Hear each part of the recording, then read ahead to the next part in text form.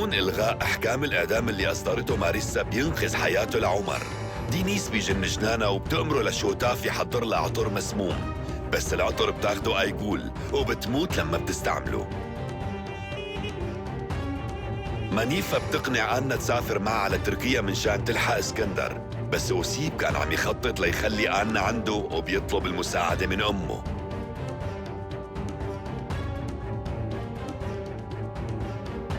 إما بتقدر تقنع شوتاف يخبروا لألتان عن مخططاتها لدينيس.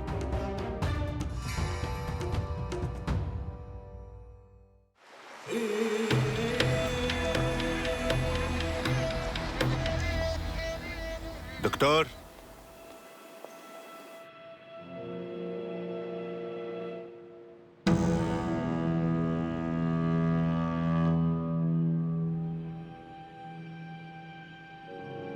شو معناته هالشي؟ هالشي معناته إنه مقبوض عليك يا حمدي. أنا؟ شو دخلني؟ أنت لازم تروح تعتقل الأشخاص المذنبين مو أنا. مين قال لك إني بعرف حضر السم؟ خذ الدكتور شوتاف. خدوا دينيس خانم فوراً على السجن. عم قل لك أنا مالي علاقة ألتان، وعن قريب رح تتأكد من هالشي. يلا على السريع. هدول عم يتآمروا مع بعضهم ضدي، وأنت تذكر أنا يلي بقدر ساعدك. لا تقربوا.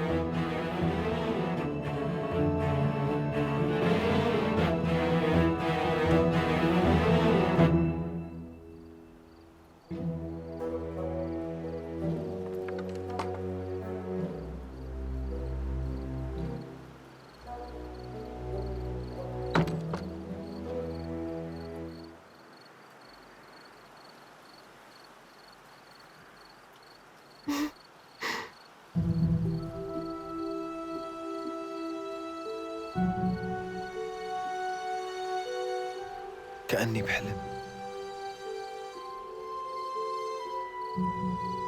أنا مو مصدق إنك قبلتي تضلي معي.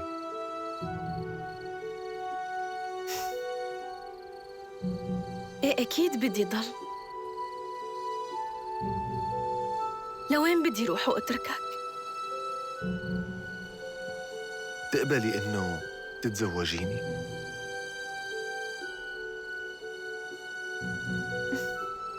بتزوجك. وبدي جيب منك أولاد وخليهم يطلعوا على الشجر. إيه بس لازم أول شي نزرع الشجرات.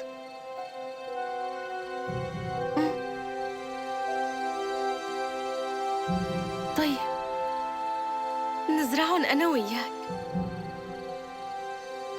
مو أنتي بتحبيني ومستعدة تتزوجيني؟ إيه مزبوط، بس ما بدي شي قبل ما نتزوج. منروح نتزوج بالكنيسة، وبكرة إذا بدك، ولا ليكون ما بدك. شو ما بدي؟ شو عم تحكي أنتي؟ معك حق، لشو نأجل؟ بكرة منروح ومنتزوج بالكنيسة.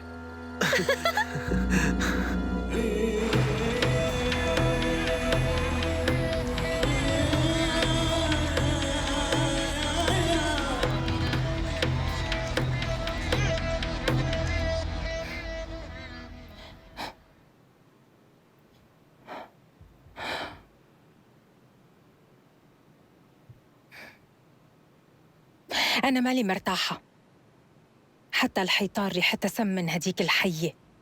حضرتك فيكي تختاري المكان اللي بريحك ليجهزوه. لا خلص أنا رح ضل بغرفتي، بس هاي الطاولة بدي آخدها، عجبتني. مثل ما بتأمري. ماريسا خانم، أنا بدي أحكي معك بموضوع إذا بتسمحي لي.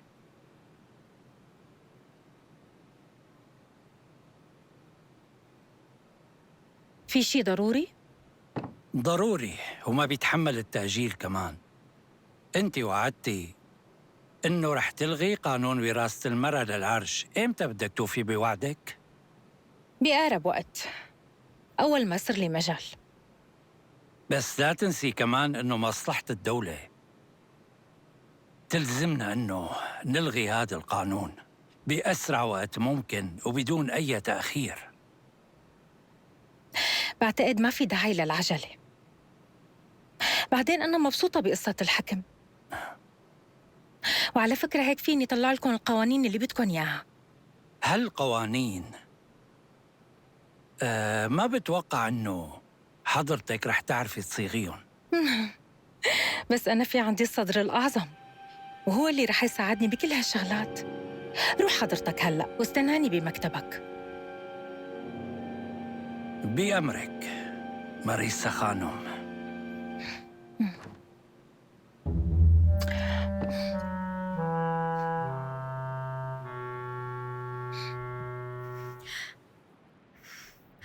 أنا كتير مستغربة شوتاف، مع إنه كل شي صار منيح، بس قلبي لهلأ مانو مطمن.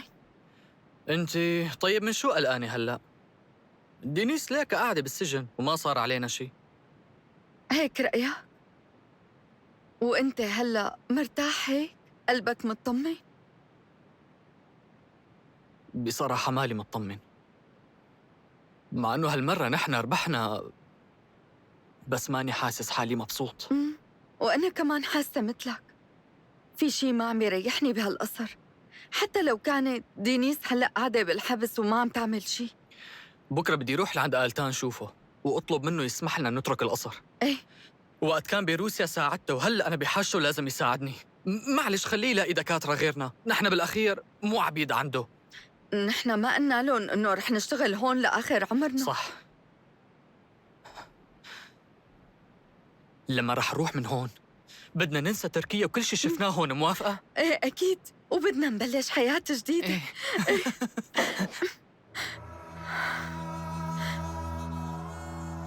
تفضل الباب مفتوح. العفو يا دكتور. خير شو يلي صاير؟ دينيس خانم تعبانة بالسجن وهي طالبة دكتور. ما تخافي يا إما، أنا حروح لهنيك. بس أنا وصتني دينيس خانم إنه هي بدها الدكتورة إما. إما إما إما إما إما إما طلع الصنانة برا.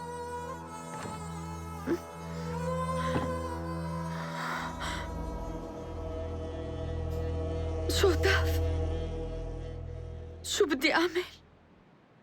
إما الأحسن إنك ما تروحي.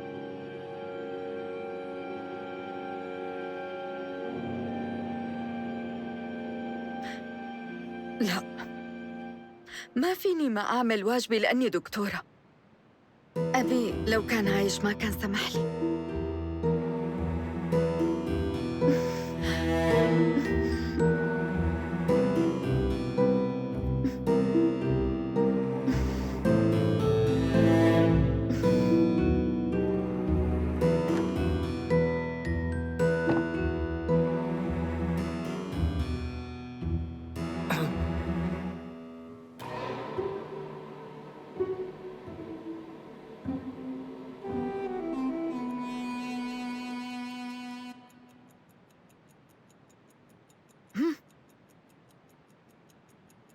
ممتاز.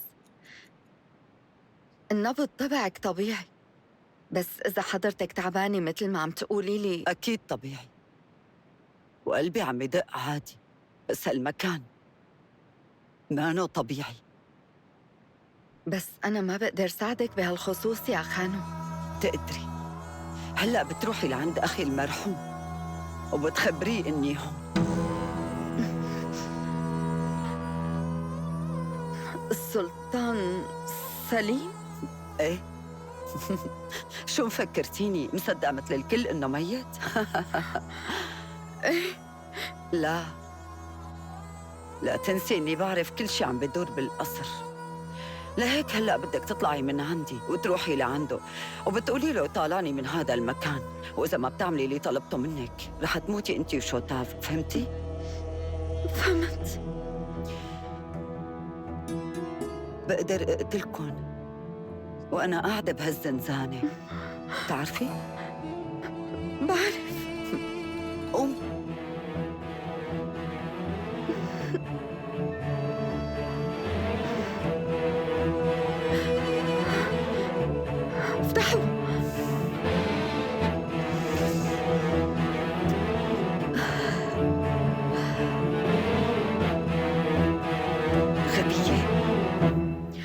أنا ما عم بفهم عليك. يعني أنت مو زعلان عليها؟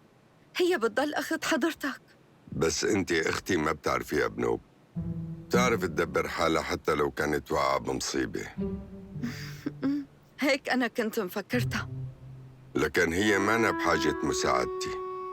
بعدين إذا الناس شافوني ما عاد أقدر أروح بالرحلة تبعي. يعني حضرتك قررت تروح؟ ايه قررت، ولازم أعمل هالشي بأسرع وقت كمان، بس اليوم ما عاد رح لحق، لهيك خليها لبكرة بالليل. إذا أختي عرفت هالسر يبقى صار لازم استعجل. إذا دينيس خانم عرفت إني ما قدرت أقنعك تساعدها رح تعصب كتير. لا تخافي منها، هي مالها متوحشة، بس بتحاول تبين هيك. كل هدول القوانين ما بيهموني. أنا بدي أتحكم بس بالشي اللي بقدر أفهمه. صدقيني المعرفة لحالها ما بتكفي، الخبرة مهمة بإدارة الدولة. هالحكي كله غلط. أهم شي العقل والإحساس بتقدير الأمور. أنا بشوف إنه حضرتك في عندك تصور بسيط كتير عن أمور الدولة. كل شي مقررة أني أعمله بالأخير رح أعمله. تفضل.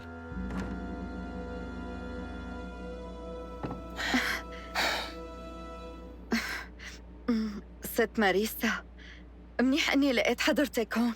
إما من إمتى بتنادي لي بهالطريقة؟ ماريسا، لازم توقعينا على أوراقنا مشان نقدر أنا وشوتاف نترك القصر. بس إذا أنتوا رحتوا ما بيضل ولا دكتور بالقصر. بس يا إما أنا من قبل قلت لك إنه ما فيني أترككم تروحوا هلأ. ماريسا بترجاكي، نحن لازم نسافر. طيب بنحكي بالموضوع بكرة. بس أنا بدي حل هالموضوع اليوم.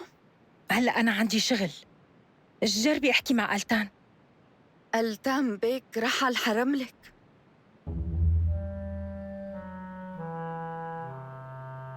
هذا كمان موضوع بخص الدولة ولازم نلاقي له حل. كيف فينا نخلص من الحرملك؟ نحن فينا نقتلهم كلهم، صارت هيك شغلات من قبل. طيب ما فينا نقلعهم بس؟ أكيد نحن فينا نقلعهم، بس بكل الأحوال منرجع منعمل حرملك جديد. مشان شو؟ لأنه هالشي من العادات ونحن ما فينا نغيرها. ماريسا، شو قررتي بخصوص روحتنا؟ إما أنا كم مرة بدي أقول لك خلينا نحكي بكرة.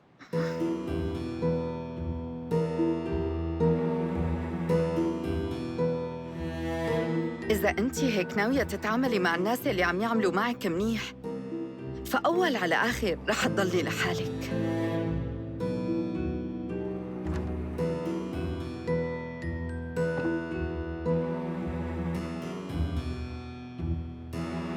شبك ما عاد حكيت شي، خلينا نكمل.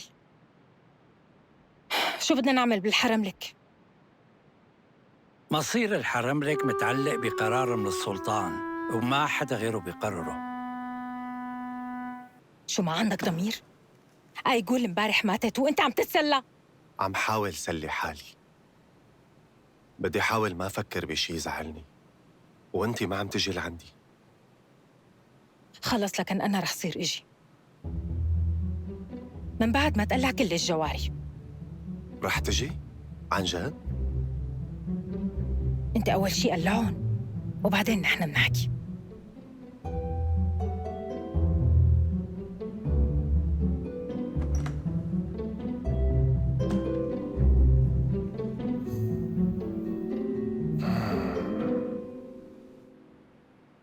شو هالحكي هاد؟ يعني هي من كل عقلها مفكرتنا انه رح ناخد برأيها كل ما بدنا نسنشي قانون؟ قال هي رح تتدخل بس بأمور محددة بالدولة اللي هي بتفهم فيها واللي بتهمها بشكل شخصي.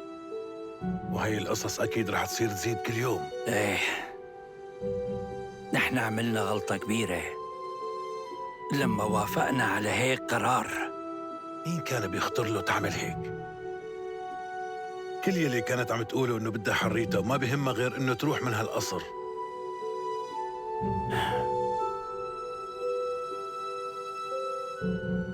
مرة غريبة عن هالبلد، ما عم صدق كيف قدرت تضحك علينا، وهلأ عم تحاول تدمر عاداتنا اللي شو لسه في أسوأ من هالموضوع. يا حرام على البلد، الحمل كبير وأعدائنا كتار، ومو طالع بإيدنا غير نتفرج عليها وهي عم تنهار. بدل ما نستسلم لازم نحن ندور على شي حل. لازم على القليل يكون في شخص واحد بيقدر يغير هالوضع اللي عايشينه ويساعد الإمبراطورية العثمانية. المهم عندي إنه هذا الشخص ما يجي بوقت كتير متأخر.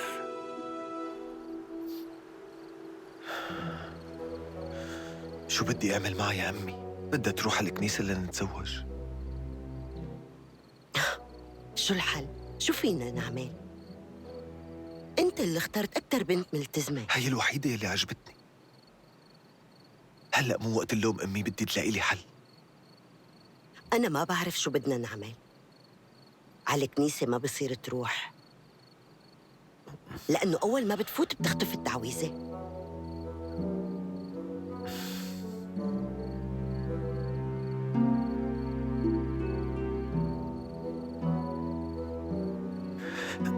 طيب ليكي أنا خطرت لي فكرة. أنا بكرة بعمل حالي إني عم حضر كل شي للعرس. ايه بعدين بعمل حالي مريض ومنجيب الخوري يجوزنا بالبيت.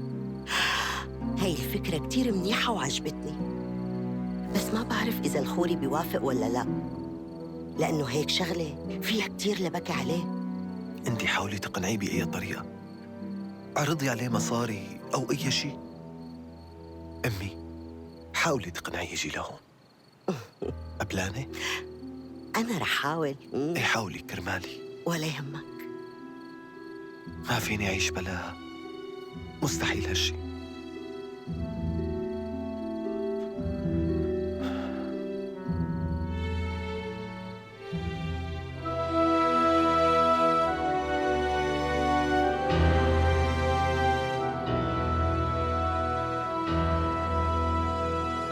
صرتي إلي.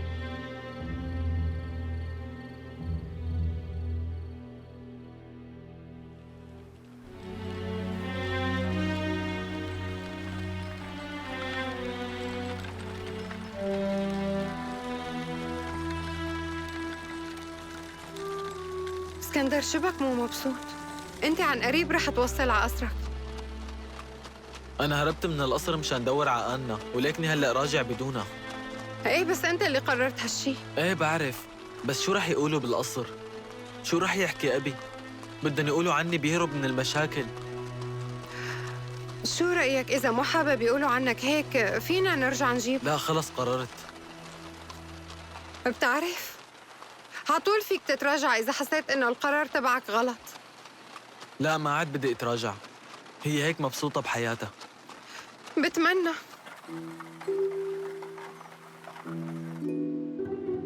أبا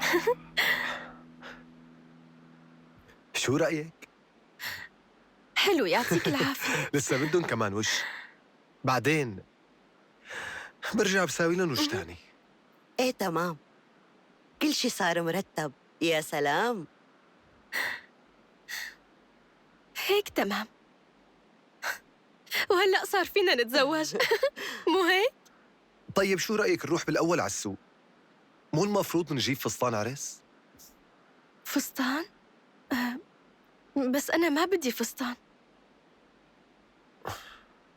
بدي نتزوج بأسرع وقت. حابة إني أصير مرتك. مو مشكلة، خلص مثل ما بدك.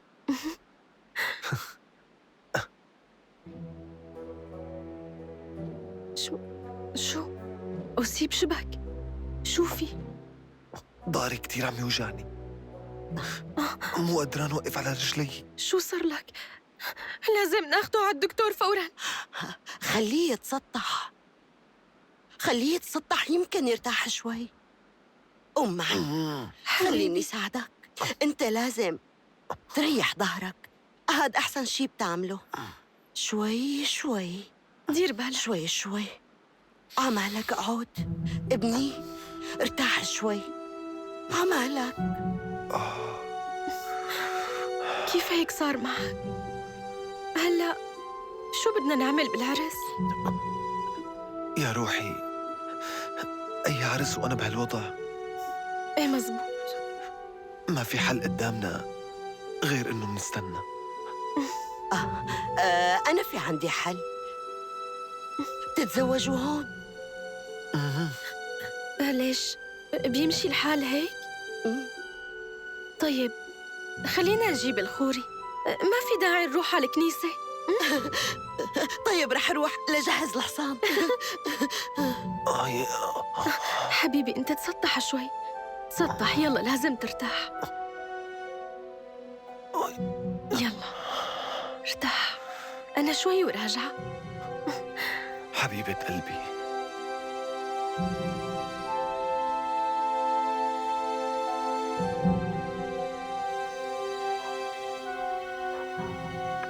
لحظة، استني شوي. خليني أروح معك لعند الخور. لا لوين بدك تجي؟ أنت ديري بالك على عريسك وجهزي حالك مشان تتزوجوا. ايه مو مشكلة، حاولي تقنعيه بأي طريقة، خبريه إنه ما بيصير ما يقبل يزوج واحد لأنه مريض. ماشي، رح حاول أقنعه. ايه تمام. روح مع السلامة.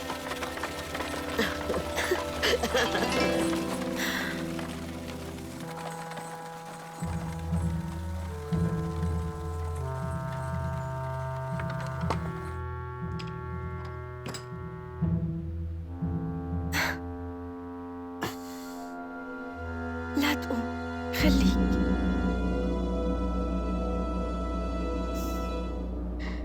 أسيب، كيف ما قدرت أفهم من قبل إني بحبك؟ المهم إنه هلأ فهمتي. تعرف، كأنه كان في غشاوة على عيوني وراحت، وهلأ صار فيني شوف الحقيقة. شبك؟ موجوع مو هيك؟ بسيطة، لساته محمول الوجع. هلأ إذا برتاح كم يوم بيمشي الحال.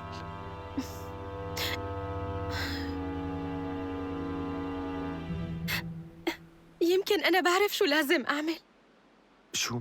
بدي روح على الكنيسة، بدي صلي لك مشان الطيب. بس أمي بأي لحظة رح تجي هي والخوري. ما رح طول، بروح بشعل شمعة على السريع وبجي لعندك. بعرف إنه صلاتي مقبولة، هلأ بتشوف. أنا خليكي معي دقيقة وراجعة. شو بده ياخدك لهوني؟ وقفي. ما بتأخر أسيب. مصيبة.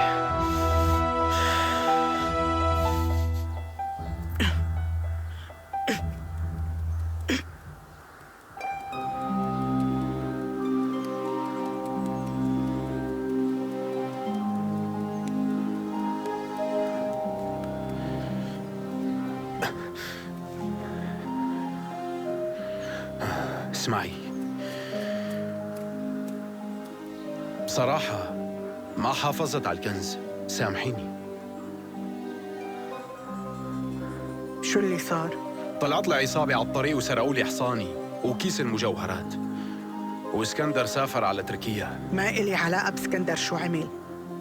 أنا بيهموني المجوهرات، ما بدي يروحوا لمين ما كان. راح دور عليهم مع الشرطة وحرس الحدود، كلهم راح يساعدوني.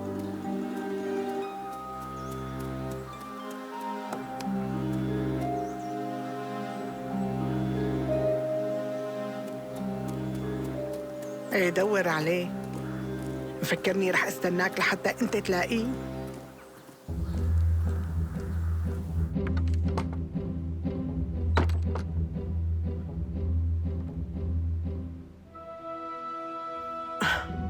بسيطة ولا يهمك ابني، حتى لو سرقوا لك الكنز أنا رح روح دور عليه ولاقيه.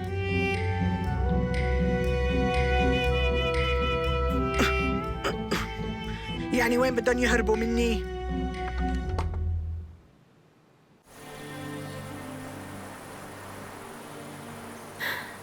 يا رب يساعدني، ما إلي غيرك بهالدنيا بيقدر يوقف جنبي. ساعد حبيبي أسيب مشان يشفى من مرضه.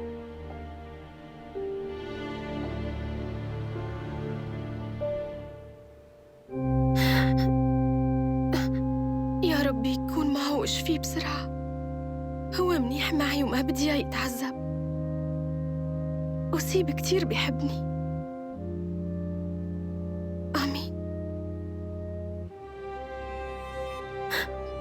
شو القصة؟ أنا ليش هلأ عم بدعي له لأصيب؟ شو يلي جابني لهون؟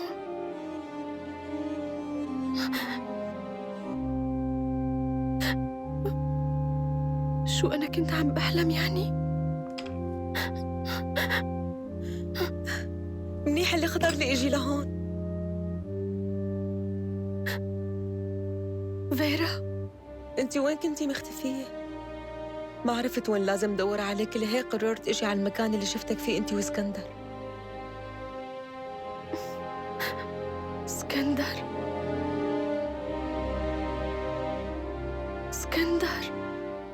شو صار لك؟ أنا شو صار معي؟ كيف نسيت هيك قصة؟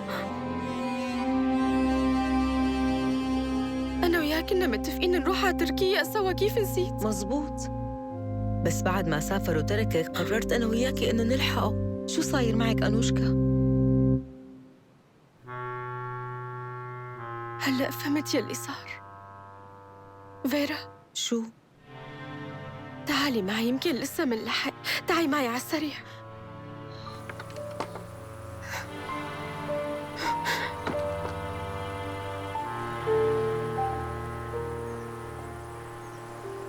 شو يلي خلاك تقوم من التخت؟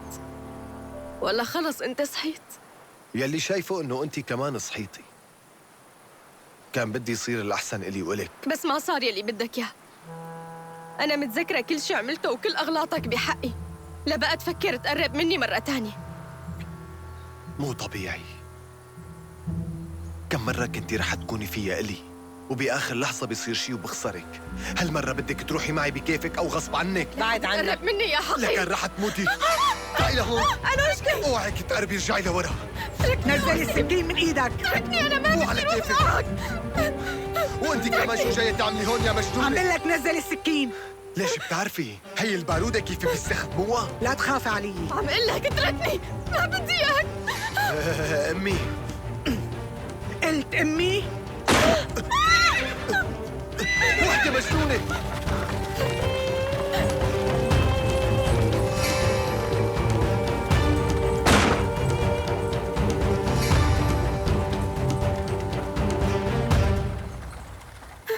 راح يا حبيبتي، خلص راح.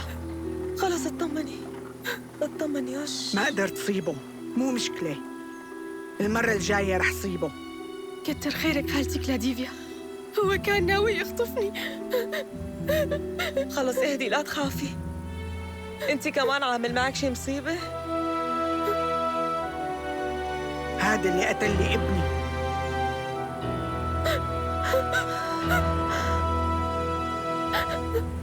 روقي، خلص مشي الحال. احنا لازم نروح على تركيا حبيبتي. خلينا نروح. تعالي معي، امشي.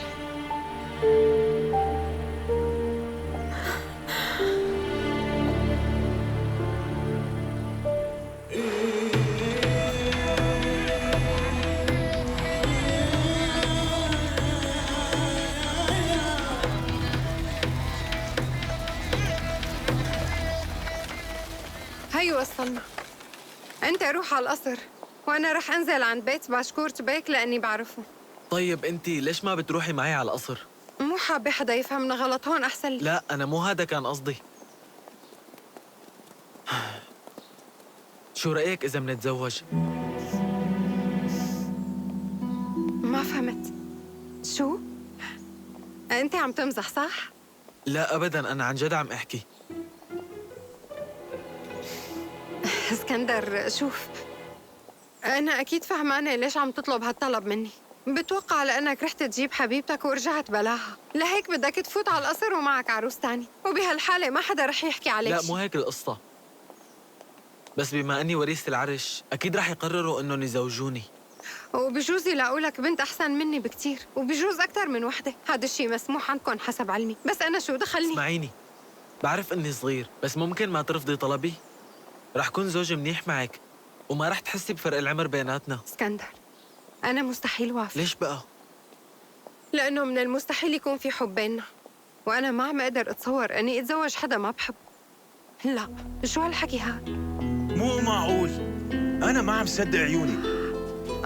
اسكندر والست أولغا عنا؟ مرحبا. كيفك باشكورت بيك؟ أهلا وسهلا فيكن. اسمحوا لي أكسب شرف جيدكن وأعزمكن لعندي على البيت. إيه أكيد نحن رح ننزل ونزور حضرتك.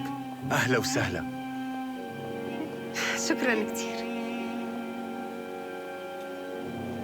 تفضلوا.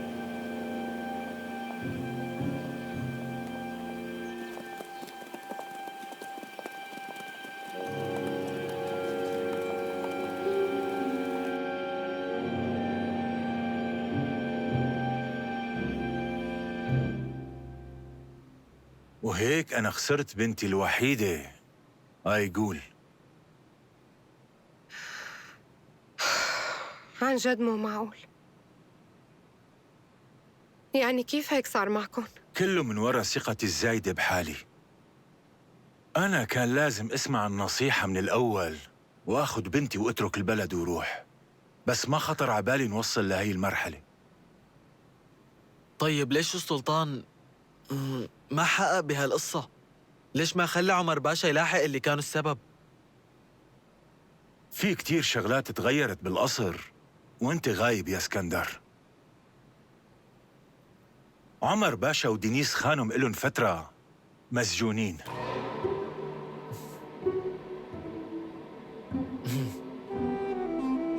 وهلأ مين الصدر الأعظم؟ حالياً الصدر الأعظم رشيد باشا، بس بالواقع اللي عم يحكم البلد هالفترة هو ألتان باشا وماريسا خانم.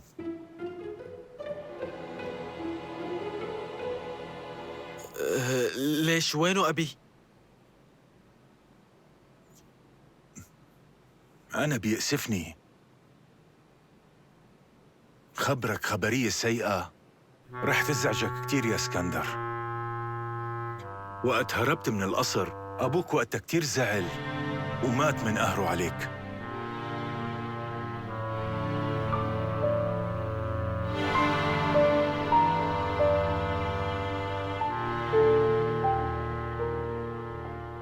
أنا خبروني هالحكي من قبل، بس ما صدقتهم لما سمعت الخبر. أنا حاسس إنه لساته عايش. هلأ رح أقول للخدم يجهزوا لكم غرفة عندي. بهالوقت أنا رح روح على القصر مشان شوف كيف الوضع هنيك، لأنه يا اسكندر كمان وصلتنا أخبار إنك متت. في خطر كتير عليك إذا بتظهر فجأة. ما بطول. بتشكرك.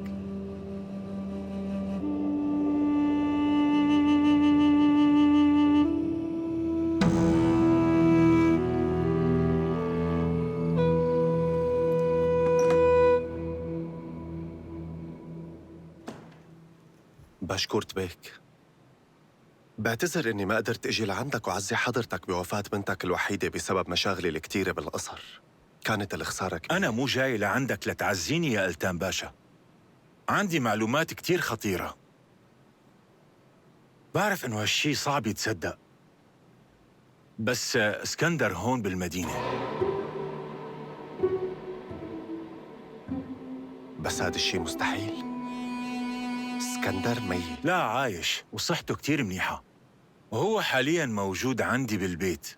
كمان كان ناوي يرجع القصر بس أنا ما خليته، لأني بعرف شو ممكن تأثر رجعته على حكم حضرتك، خصوصي بهالمرحلة الخطيرة. بصراحة كتير مقدر إخلاصك لي باشكورت بيك. برأيي حاجتنا انقلابات بالحكم.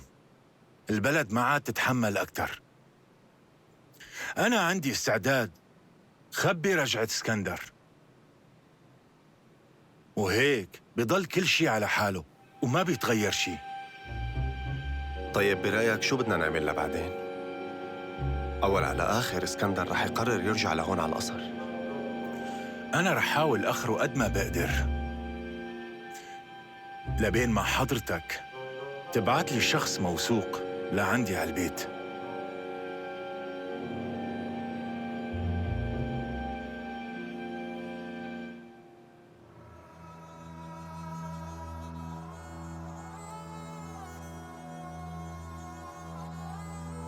شو فايقة؟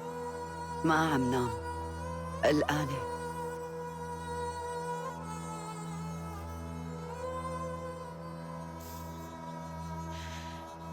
شو بلاقيك رجعت تجي لعندي؟ ومفارق معك اني كنت ناوية اقتل آيغول وحبيبة قلبك ماريسا. أنا جاي لآخذ نصيحتك.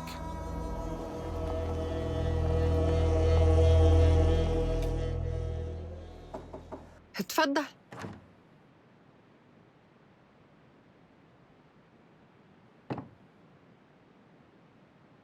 أنا هلأ قررت أرجع على القصر،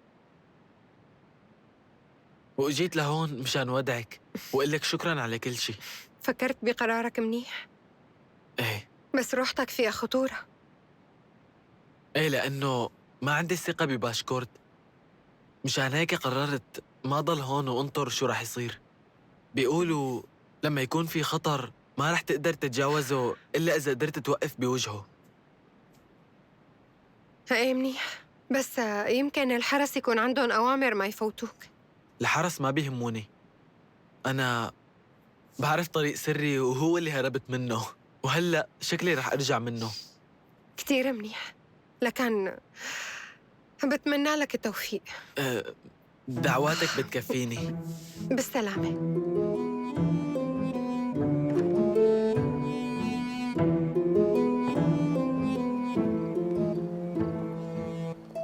معناتها اسكندر عايش. إذا منصدقوا لباشكورت معناتها إيه؟ باشكورت ما عم بيكذب، هو زلمة مصلحجي وبيعرف يتصرف منيح. ما كان رح يحكي لك لو ما كان عنده. وشو بتنصحيني أعمل بهيك حالة؟ إذا اسكندر عايش هالشي ما رح يفرق معك. كيف يعني؟ لأنه كل القصر بيعرفوا إنه ابن السلطان سليم مات بروسيا، واللي عم يقول عنه هو واحد كذاب.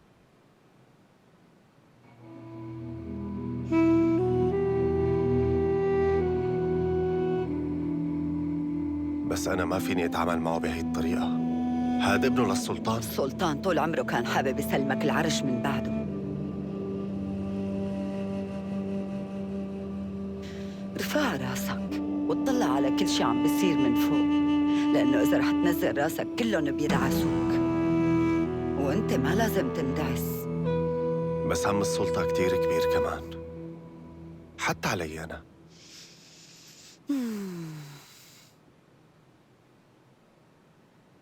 أنت بتعرف إنه صعب علي ساعدك بهاي المرحلة الصعبة وأنا قاعدة بالسجن.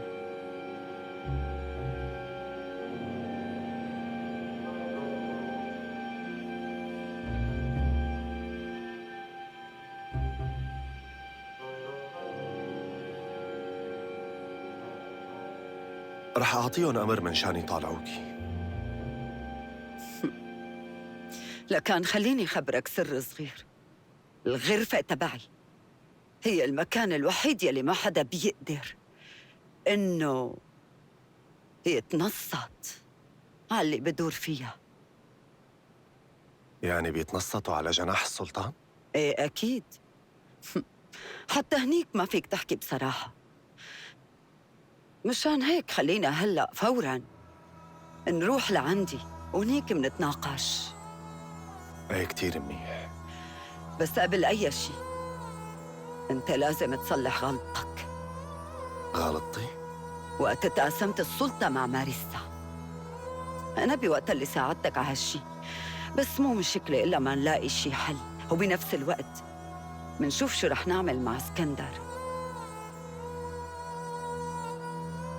تعرف في كتير قصص عنها لازم نحكي فيها أنا وياك.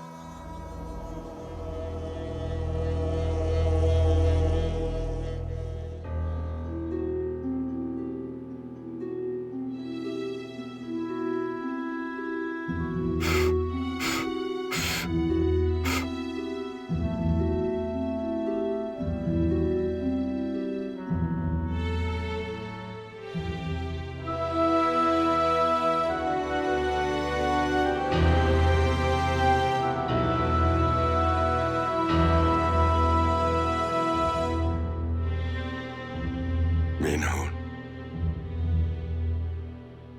بابا. ابني، انت عم تناديني؟ صار الوقت؟ كنت مفكر رح يعيش أكتر. وينك هلأ يا بابا؟ اسكندر، أنا جاي لعندك.